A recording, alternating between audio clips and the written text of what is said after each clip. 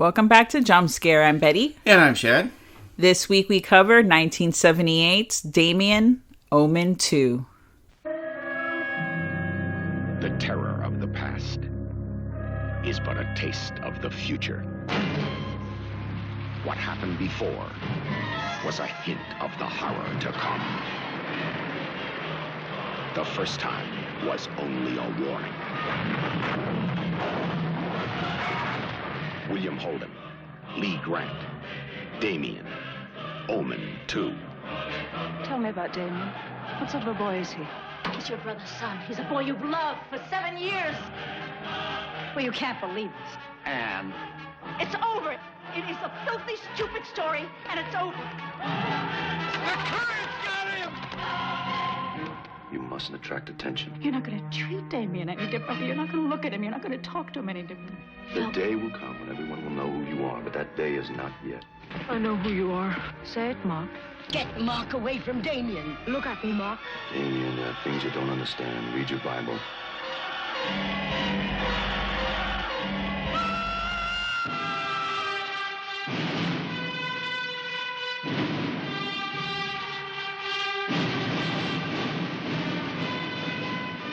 You better get over here right away. He needs me. I need you. Damien, Omen II.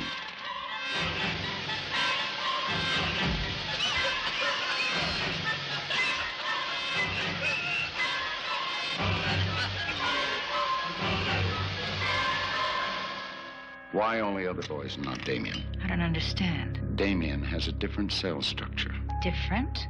What does it mean? I've been working on the story for years now. I think I pieced it together. Oh, please, please, you must listen to me. The first time was only a warning.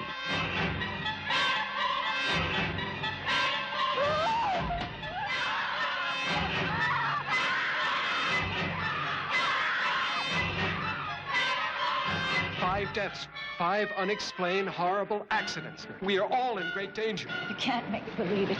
You've got to believe it. He killed Mark. He killed Atherton and Bessarion. And he'll keep on killing. He'll kill anyone he thinks is threatening him. Listen to yourself. Listen to how crazy you sound. Man, I saw Charles killed. I saw Damien's face on the wall.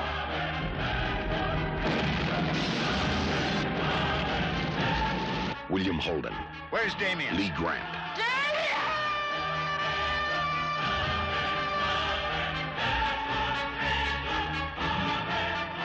Damien, Omen II. The first time was only a warning. Directed by Mike Hodges, who went later to direct Flash Gordon. Oh, so he had an awesome career. Yeah. He did other movies as well, but I'm going to bring out the Flash Gordon because I love that movie. Composed by the late and great Jerry Goldsmith, who also composed Gremlins and Poltergeist. I'm only naming horror films because I know that he also did the Star Trek movie. Yeah, he did a ton of things. The first one, right? Your favorite film of all time. One of the stars that I immediately recognized, which was kind of weird because she's younger in this film, but yet Somehow old. still the same age. Still old. Is Sylvia Sydney, who plays Aunt Marion in this film. She is from Beetlejuice. I was going to say Beetlegeist. Well, you're still kind of right. Shad? Of course, some of the other people you might recognize in it, among them the lead in this one is William Holden, who you'll recognize from movies like Stalag 17, Network. He's been in a ton of things. And he actually turned down being in the original Omen because he wasn't into being into horror movies. But then he saw the amount of money the first one made and was like, you know what? Maybe I'll be on board for that sequel. And Damien this time is played by Jonathan Scott Taylor, who he's done a few things here and there after this, but this was really his only big role that he's had. And of course, everyone's going to remember Lance Henriksen in this one as the sergeant at the military base. And man, Lance Henriksen looked so much younger in this. He was almost unrecognizable because you're so used to Lance Henriksen now that when you see Lance Henriksen when he's like, I don't know, maybe 30, 35, It just doesn't look like him, you know? No, I literally legit thought it was James Woods. I was like, who? When you said it was Lance Henriksen, I was like, oh, it is. Oh, and Sylvia Sydney in Beetlejuice, she was Juno. Oh, yeah, the agent that helps him. Exactly, yes. Yeah, movies about the Antichrist. So, this is what gets me. In all of these movies, because there's 3 of them, right? There's 3 initially. They made a 4th one later, but it was a straight-to-TV thing that no one cared. Yeah, no one cares about that. We just care about the first 3, which are pretty good. I like all of the films, actually. Even this one. And I say that because every time I think about this movie, I think about Child's Play 3. Because they're also in a military school. Yeah. And I'm like, was that like an homage to the Omen II? It's kind of, why is everyone ending up in military school? Yeah, that was a thing. Well, you know, what gets me, the film, you know, Damien doesn't know that he's the Antichrist. He is actually told by Lance Henriksen. Yep. It baffles me That's some important information. Yeah, it baffles me how many people are in the like Antichrist clan. I'm like wondering when I watch these films, was there like, even in the first one, was there like an Antichrist like world meeting where everyone gets together and passes around photos of like Damien, where he lives, his story? And these people obviously come from like wealth and power because they're all protecting him in a way. And he has this throughout all of the films, this like entourage of people that he doesn't even know, you know, that support him. That'd be kind of an interesting, like, short movie, would be to show, like, all the people meeting to prepare for the Antichrist and his birth and all that. Because, you know, they talk about he was born of a jackal. That's even a point in this one that the doctor, who is played by Meshach Taylor, who'd gone to be in Designing Women and a bunch of other, like, sitcoms. I think he was in Mannequin. Yes, he was in Mannequin. Yeah, he was in Mannequin and some of those other comedies in the 80s like that. And it was strange to see him here. This was like his movie debut, and he was playing a very serious doctor who discovered that Damien's blood was also half jackal. Looks nothing like it. Now, they don't really get into the description of like, or the descriptives of how that came to be. So is it like 2 jackals? No, you said half jackal. So the jackal mated with a human? That's what I wonder, if it's something like a Beastmaster kind of thing. You remember in that movie they transferred him like when his mother was pregnant, and they took him out of her body magically and somehow put him into the cow, and then I wonder, is this like a Rosemary's Baby situation? Well, I mean, in that one, that was the devil, right? That she was embodied in the father's, like in her husband's body. Yeah. The jackal, which I feel like, you know, jackals, what do they do? They're like jackals, right? They're not thinking like, oh, I'm gonna go impregnate some women, I'm gonna have sex with a lady. It's very strange. Yeah. So I'd like to see a little bit of background on that and show the jackal. On the jackal. Show all that, how that came to be. Show the people meeting and deciding, so we will select this jackal to be the father. Like, how do you do that? Yeah. The other thing that also, the main attacker in the film is the Raven. Yeah. Anytime you see like the Raven show up in this one, somebody's gonna die. This, I gotta wonder if this is what's inspired like a lot of the Final Destination. Because I hadn't watched this in a long time, and then watching it now, I realized just how much of it is all just accidents that kill people in this movie.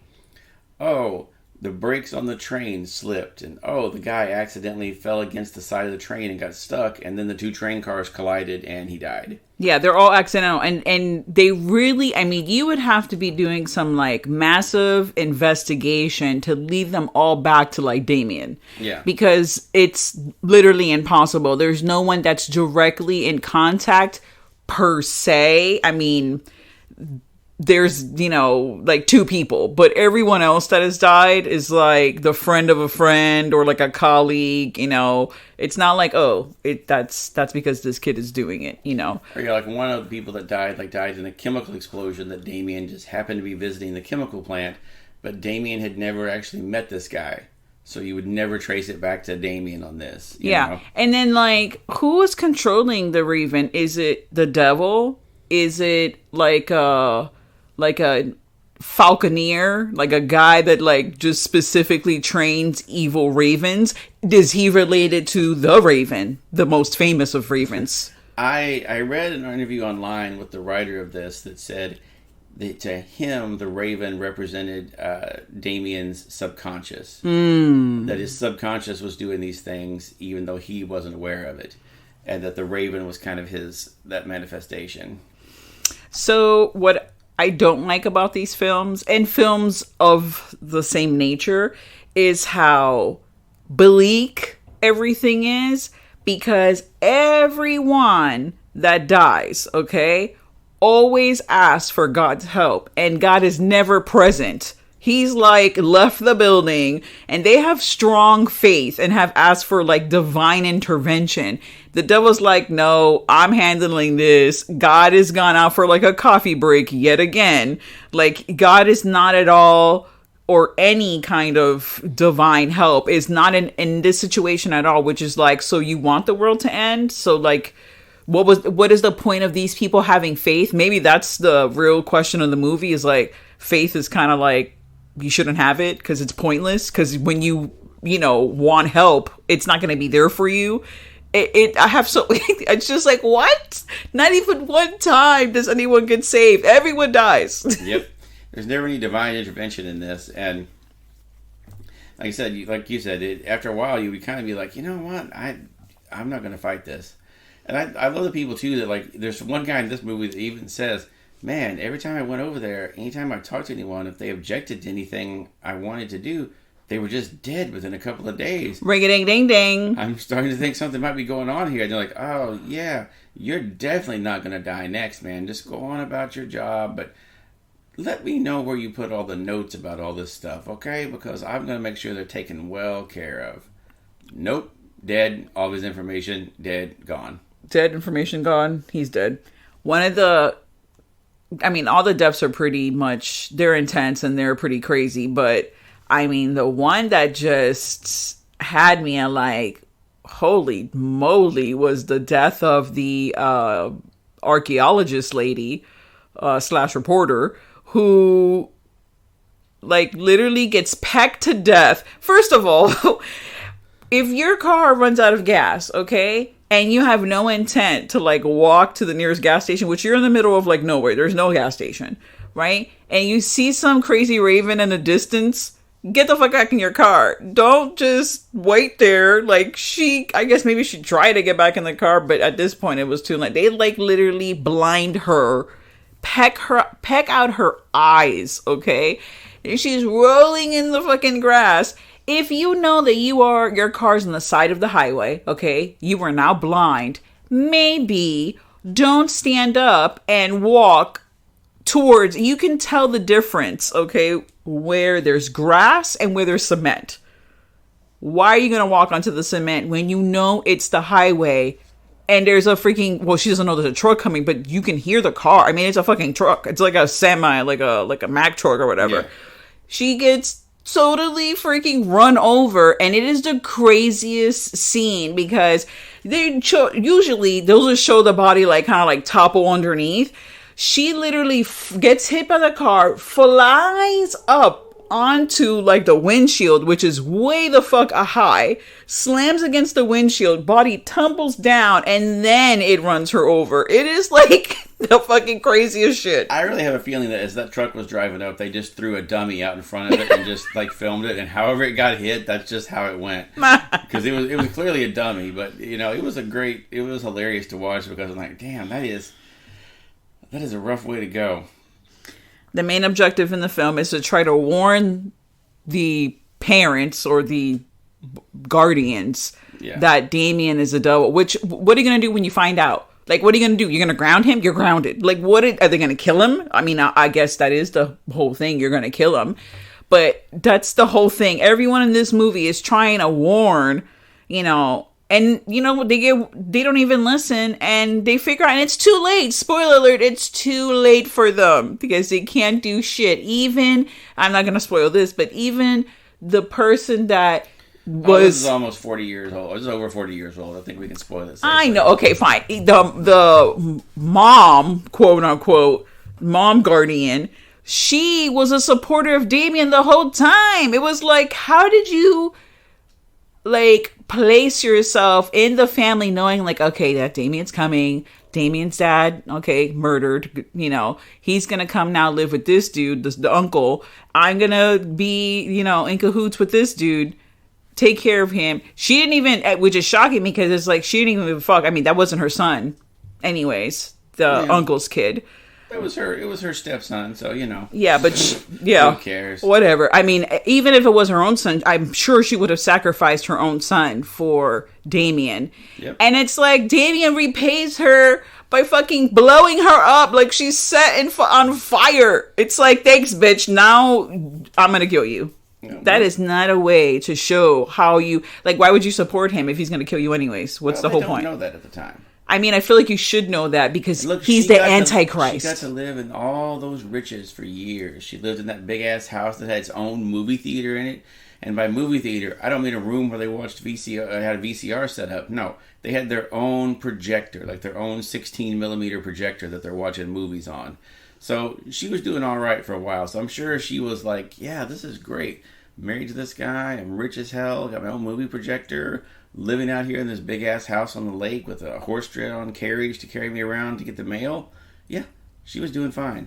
She didn't think it was going to end badly. Well, it did. And, you know, she's dead now, so there you go.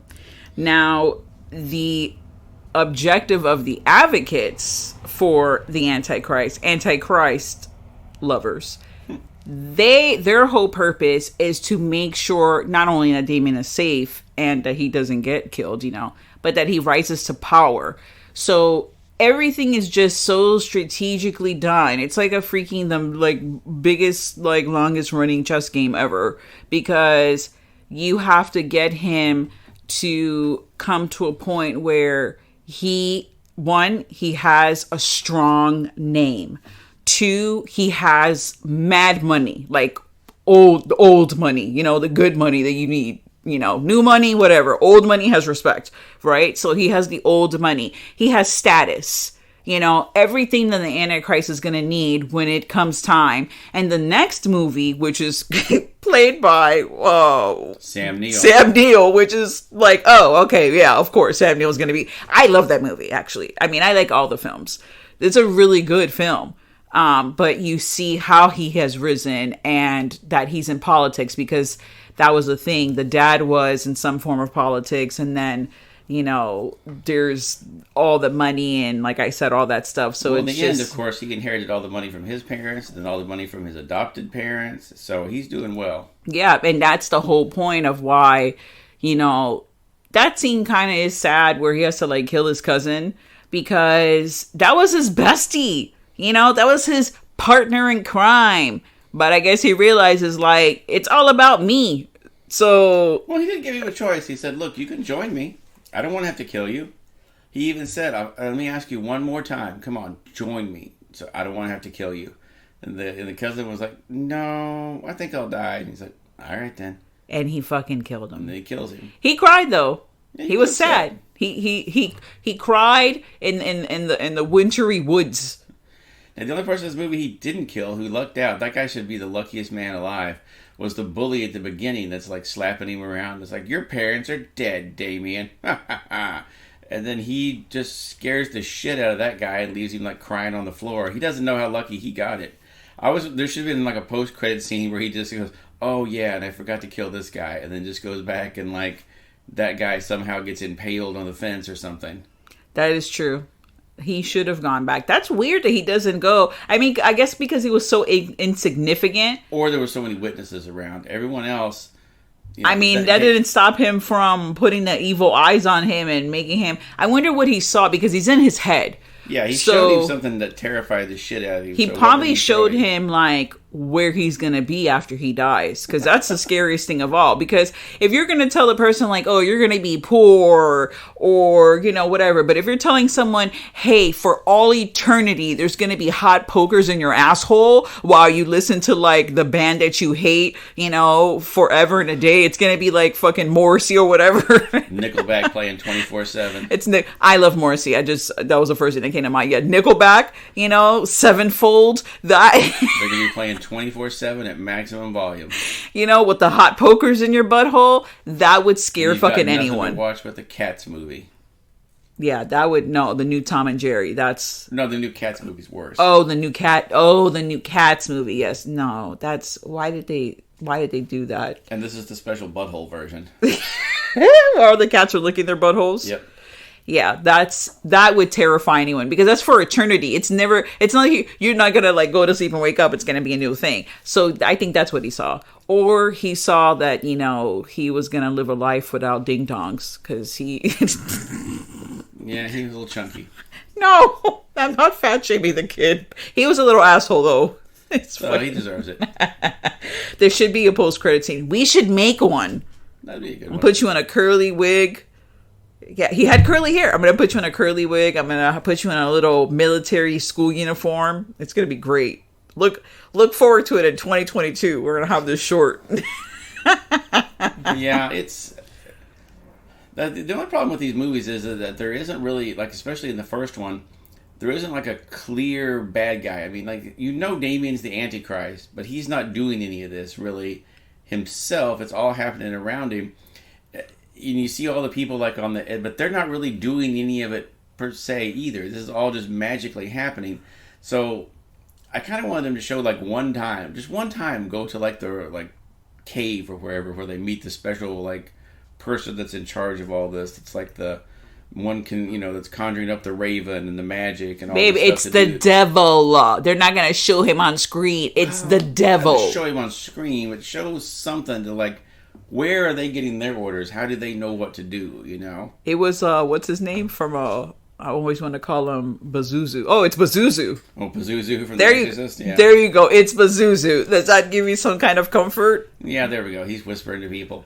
Something would have been cool. So, like, how do they know what they're doing? You know, how do they know to do this? And who is telling them this? They got a FedEx whole instruction manual on how to do this. Did. It lasts 40 years, you know, and it's literally the telling. It's the foretelling. What do you mean? How do they know how to do this? They had this on a fucking cave wall from like 1000 like AD. The whole like thing was on here. This rise to power. He had snakes in his fucking hair. Yeah, he was like Medusa. He was like Medusa. Yeah, I love that wall where the guy is like, here, he shows a picture. Here's a picture of Damien Thorne. Now, come down, let me show you this picture of a wall that was painted, 6,000 years ago. And they go down there, and then there's Damien's face paint on the wall. Yeah, it starts doing that. Like, as soon as I saw that, I'd have been the hell out of there. They waited way too long. Then they're like, oh, it collapsed and everybody died. No, as soon as they showed me that, I would have been out the door and gone. This is where this movie cannot be made today. I mean, I know they did that terrible remake with Julia Stiles, but that doesn't exist to me, and that was the first one. But it couldn't exist because that motherfucker would have just snapped a fucking picture and said that shit on Twitter, and it would have been released in the fucking world immediately. Go on Reddit. Boom, this is a picture of the Antichrist. Damn. Yeah, they had to take the wall apart, ship it from Israel, and get it to the guy to see that, because no one thought to take a picture of it in all that time. First of all, they're in a cave. It's let's say the movie came out in 1978, so let's say it's like late 70s. What were they going to use? They were in the film, they had the damn cube light, flash cubes. That was not going to take a good photo. There was no lighting in there whatsoever. But I'm saying, they could have tried to take a picture. But how, though? Tell me, you were alive during these times. What kind of technology? People took pictures in King Tut's tomb. They came out all right. They brought in lights. They had flashes. Okay, but they brought in lights is what I'm saying. These people are just like, literally the scene is, they're eating here, like, it looks like fucking Greece. They're eating a delicious freaking lunch. Then all of a sudden, they're in a fucking cave. Like, there was no time to get equipment and lights. It was like, hey, we need to do this now. Like, it was right at the moment. There was no, like, we need to have, like, a camera crew. None of that. Were they even going to fit in the cave? Someone told me, I need to show you something. First of all, if someone told me they needed to show me something, immediately I'm walking the opposite way. But if they were like, I need you to enter this cave that's like 6,000 years old. No, bitch, I'm not entering a cave that's 6,000 years old. Have you seen The Descent? Like, have you seen the fucking crazy butthole beings that are live down shitting in all there? over the place. No, we're not going in there. I'm not going in any fucking cave. The Blair Witch, wasn't that bitch in a cave? Like, I'm not getting in any fucking cave. No, thank you.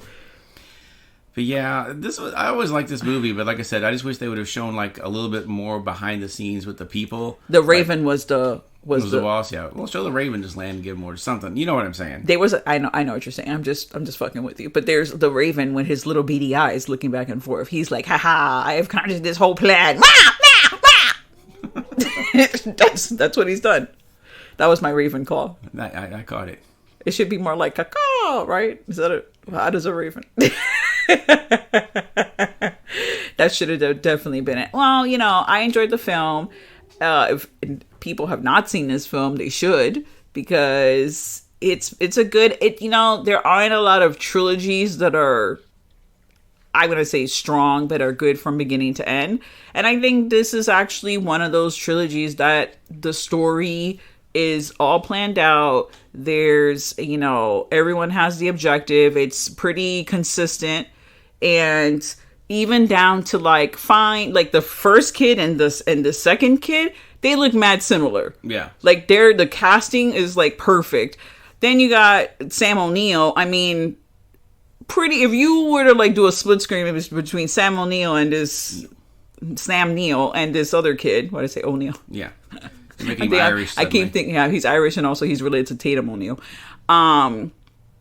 Sam Neill, then definitely you can see like similarities in them both. And he's an adult, so not everyone looks the same when they get a little older, but it's pretty close. Especially when they give him all they gotta do is give him the special little Damien haircut, and then you're good to go. It's like, Antichrist haircut, check. That was the one thing I remarked during this is like, man, for a military school, they're pretty lax on the haircuts because everybody had some 70s hippie hair in this, even in the military school. I was like, I'm pretty sure the military school requires haircuts, especially back then. I don't know. Weren't they in England? They're pretty laxed over there. Well, it's supposed to be in the U.S. Oh, is it? Yeah, this is the only one that was in the U.S., I believe. Oh, shit. Damn, I totally missed that. I thought he was in, when I think they're going away to, like, school, I always think, like, oh, that's very posh. That's very England of... No, they were mostly in, the family was mostly in Chicago, and then the school was somewhere around in there, too, because it didn't take them that long to get there, so... That's true. You're right. It's his accent that completely throws me off, because he's the only one in the whole film that's, like, mad fancy.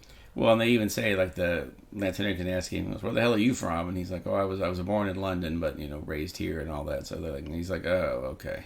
Yeah. What was the meeting that Lance Henriksen's, like, what did he do? They were like, okay, well, when you see this kid, this is Damien. He already knew that he was coming, right? He was just playing off that he didn't really know him, because he really does help him. Yeah. Like, there's not even a fucking handshake. Damien doesn't even say, like, hey, guy, thanks a lot. Because if it wasn't for Lance Henriksen, he would never have known that he was the Antichrist, at least up to that point. Maybe someone would have told him later, but he's the one that tells him, like, who he is. Not directly, but he's like, hey, go read this book. It's about you, go read basically. the Bible, then go take a look. But then he never really goes and addresses Lance Henriksen and says, like, so what do I do now? Yeah. Like, there's never any conversation. That's what I was saying. Like, I wish they had shown a little bit more of, like, behind the scenes, what's going on, how that went on, because Lance Henriksen tells him that, and then you never really see them talk again. He has a brief interaction with him at the party where Damien's just got women hanging all over him. He's got like 3 women on him, and he even takes one away from one of the other guys at the party. He's like, oh yeah, come over here. All the women are just flocking around Damien, and he's like, yeah, this is the way the life's going to be. He's already on the tang, yo. Yeah. He has the Beatles haircut. He has the money and the status, and now he has the freaking, the tang. And they're all lined up. All the girls were all about it. Yeah. But like I said, I like the movie. I would just like to see a little bit more. If they ever did do any kind of sequels to it, that would be the way to go, is to show the behind the scenes of it. Show what the people that are orchestrating it are doing, and just not show as much of Damien, Didn't they have a TV show? They did a TV show of when Damien was an adult that kind of ignored part 3. Yeah, just ignored part 3 and picked up with a Damien when he was an adult. But it was weird because it was set in our time, it was set like in 2015 or something, so Damien would have had to have been mad old, so they kind of had to adjust the whole timeline on that one. I think I saw the first 2 episodes. It was not good. Yeah, there's a reason it didn't get picked up. I mean, They were trying to cash in on that because it was A&E, and it was right after the time they had done the Bates Motel. So they were trying to cash in on, let's find another old horror movie that we can, turn into a successful TV show, but that one didn't work out. No, it did not. Well, I give this film, I want to give it 3 knives, but I feel like 3 knives is very strong. I'm going to give it 2.5 knives. Can I get 2 and... I'm really terrible with math. I was going to say 2 3/4. You can do that. That's 2 like 3/4 knives. It's very small. 2.5 and then one other little small knife. Yeah. Not a full 3, just almost there. Yeah, I'll go ahead and give it the full 3 knives. I liked it a lot. It's fun to revisit it. We need to watch part 3 now just to finish it up. I mean, damn, you gave it 3 knives. The reason why I gave it was because you put the whole thing in my mind. You wish there would have been more direction from like the people. So I was like, oh yeah, okay, fine. I can't give him 3 knives. I recant my 2 3/4 knives, and I also give it 3 knives. Wow. What? You put that shit in my head, so I was like, reevaluating how I felt about it. So right. Fine. Well, thank you so much for joining us on another episode of Jump Scare, the horror podcast. Stay tuned to the horror. And now, folks, it's time to say goodnight. We sincerely appreciate your patronage and hope we've succeeded in bringing you an enjoyable evening of entertainment. Please drive home carefully and come back again soon. Good night.